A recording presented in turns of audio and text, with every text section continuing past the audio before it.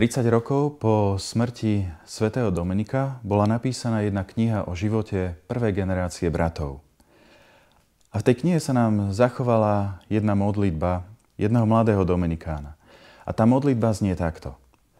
Božia Matka, stoj stále pri mne. Vypros mi milosť byť kazateľom pre moju spásu aj pre spásu všetkých ostatných.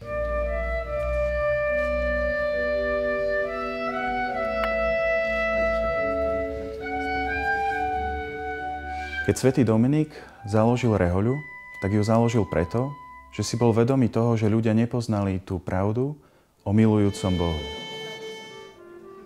A tak ako nástroj, ako inštrument, ako prostriedok, si od Boha vyprosuje milosť kázania, milosť byť dobrým kazateľom. A tak kázal po okolí v južnom Francúzsku a postupne sa k nemu pridávali bratia, aby vytvorili jedno spoločenstvo. Sláva Otcu i Synu i Duchu Svätému.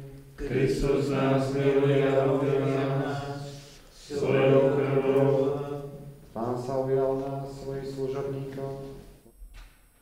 Práve v tomto období máme priesečných troch zvláštnych rokov. Tým prvým rokom je rok zasveteného života, keď na jeho začiatku pápež František povedal, aby sme sa my, zasvetené osoby, obnovili a vrátili sa k prvotnému základu a zápalu, ktorý položili naši zakladatelia.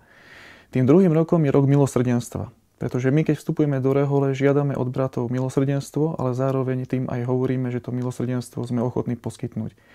A tým tretím rokom je 800. výročie našej rehole, 800 rokov vzostupu, ale aj pádu, ktorý momentálne v tomto jednom bode prežívame a z ktorého sa my musíme poučiť, aby sme išli smerom dopredu.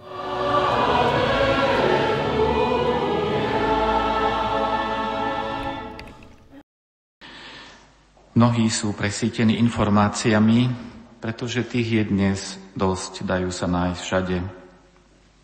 Stačí niekoľko klikov a človek sa môže dozvedieť všetko, čo potrebuje. Ale to, čo dnes ľudia vyhľadávajú a na čo sú citliví, sú skúsenosti a zážitky prejavov dôvery, lásky, porozumenia, súcitu, pomoci od iných, milosrdenstva.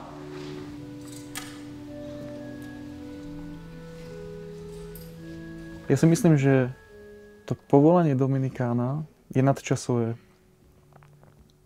Kvôli tomu, že evanjelium je potrebné vždy.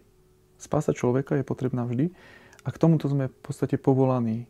My sami sme povolaní búrať svoje stereotypné predstavy o tom, čo je viera, o tom, čo nám asi Kristus hovorí a my to evanjelium musíme nanovo prežuť, nanovo ho aplikovať do svojho života a z tejto aplikácie, z toho, ako ja ho dokážem žiť, potom cez kázanie, cez vlastný život ho sprostredkovať druhým ľuďom. A to je tá nadčasovosť toho dominikánskeho povolania podľa mňa.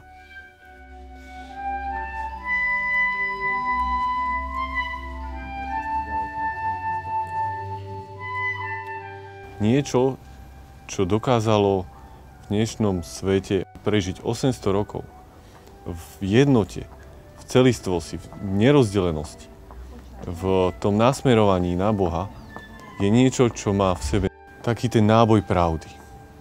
A ja verím v to, že o ďalších 800 rokov sa bude sláviť 1600 rokov a dominikáni tu stále budú, pretože tá pravda a jednota, ktorú hlásajú, či už v Božom slove, alebo v kázaní, v slávení, vo vzťahu k Bohu, tá tu pretrvá.